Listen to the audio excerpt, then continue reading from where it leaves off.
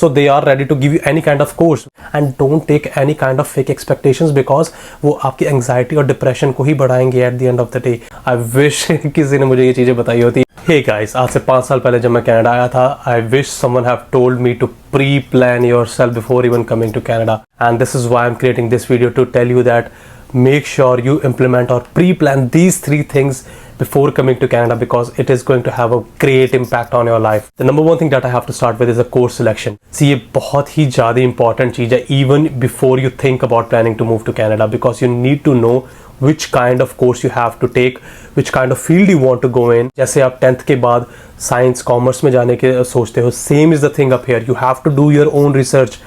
Don't go with just with the words of agents. They are just, most of them are just there to make the commission, because they know कि हाँ भी वहाँ पे हमारे पास 5-6 courses हैं जिसमें से हमको हाई कमीशन मिलेगी, but we have a high demand. हाँ, हमारे पास जो सप्लाई है वो कम है, बट हमारे पास हाई डिमांड है. उनके पास डिमांड की प्रॉब्लम नहीं है जो हम इंटरनेशनल स्टूडेंट्स होते हैं. So you need to understand, उनके पास जो 10-15 कोर्सेज का एक बकेट होती है जहाँ पे वो एड लगा के चलो 15 या 20 बंदे उन्होंने भरने होते हैं, वो उनके पास 500 बंदा आता है फाइल लगाने के लिए. So they are ready to give you any kind of course which doesn't even relate with your interest, doesn't even relate with your background, and doesn't even relate with the type of studies you have done or you want to do in your future.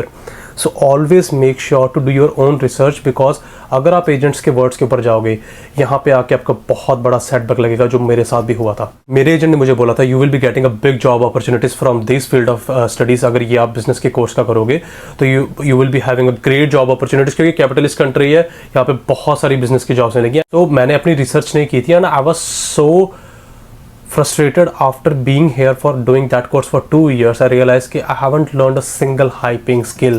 उस course से कोई high paying skill मैंने नहीं सीखी थी. Instead I started realizing I was right at some point कि अगर मैं उस टाइम थोड़ी रिसर्च कर लेता, क्योंकि मेरा थोड़ा इंटरेस्ट था अकाउंट्स के अंदर, अगर मैं उस टाइम थोड़ी रिसर्च कर लेता अकाउंट्स के कोर्सेज के ऊपर, I wish I would have got some kind of high paying job up here right after completing my studies on my study permit and getting on work permit. So वो बहुत बड़ी मुझसे गलती हुई, but I really want that you don't do the same mistake that I did. So always keep on looking around for those specific courses as well जिसकी काफ़ी high paying skills होती हैं. Don't stick around with the courses जहाँ पे बस you will be thinking oh you know what 2 साल का course है, पढ़ाई कंप्लीट करके पैसे कमाने हैं, but don't consider पैसे कमाने लेबर जॉब्स करके. I'm not against the labor jobs, but if you think about long perspective, अपने पेरेंट्स के perspective से, अपना फ्यूचर सेट करने के perspective से, you need to learn a skill which should pay you high. So always consider taking those courses which help you learn high paying skills. And इसी के अंदर एक और चीज़ आ जाती है, to even research about those courses जिसके अंदर co-ops on campus या off campus होते हैं, because they are having a great opportunities. As you will be new to Canada, most of us don't even have enough experience. जब हम 12th के बाद आते हैं, even after graduation, most of us don't have experience, right? So you need to get some kind of experience, and co-ops आपके off campus या on campus बहुत ज़्यादा help करते हैं. I wish किसी ने मुझे ये चीज़ें बताई होती, बहुत ज़्यादा हेल्प होनी थी, because you get a boost when you apply for the jobs that 100 people are also applying for the same job. If you have a co-op, any kind of small experience, even non-paid experience, वो चीज़ बहुत ज़्यादा count करती है जब आप कोई भी job अपनी फील्ड में लेने के लिए प्लान करते हो. So this is really important. You have to pre-plan. This is something I would say, ये आपका एक स्टेपिंग स्टोन होगा कनाडा में, अगर आपने इस चीज़ को पहले से ही प्री प्लान करके अच्छी तरह रिसर्च करके अगर आप आए, and it's going to help you in the long run in your life. So make sure you should select the right course before even planning to come to Canada. So this is the first thing that you have to pre plan before even coming to Canada. Now the second thing after selecting the right course, select which province you want to move in. See वो time गए जब express entry के draw होते थे 420, 430, 440, and you would be easily able to get a PR. Right, वो time का है 490 के नीचे कोई ड्रॉ नहीं आ रहा, 480 पे 2-3 आए थे, उसके बाद no draws, and it's really getting packed up with the people who have a big experience. जो बंदे 12th ग्रेजुएशन के बाद विदाउट एक्सपीरियंस आ रहे हैं, it's really getting hard for them to get PR in Ontario, and I am not sure about the other province, but it is really getting hard to get PR in this province.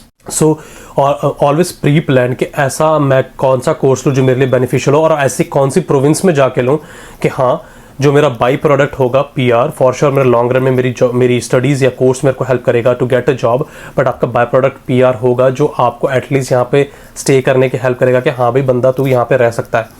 अगर आप रह ही नहीं पाओगे, so what is the focus of taking the course as well, right? So pre-plan ke which province you have to get in, because it is really important.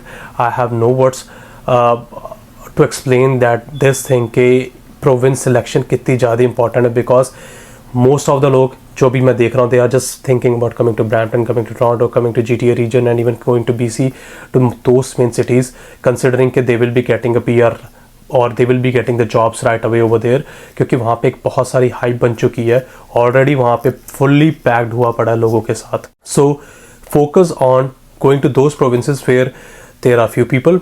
There will be opportunities of the jobs that you will be selecting the course for. जिस हिसाब से आप hyping skill courses अगर आप choose करोगे, उसकी opportunities भी उन छोटे शहरों में ज़्यादा आती है, because there will be very few people to apply for the jobs.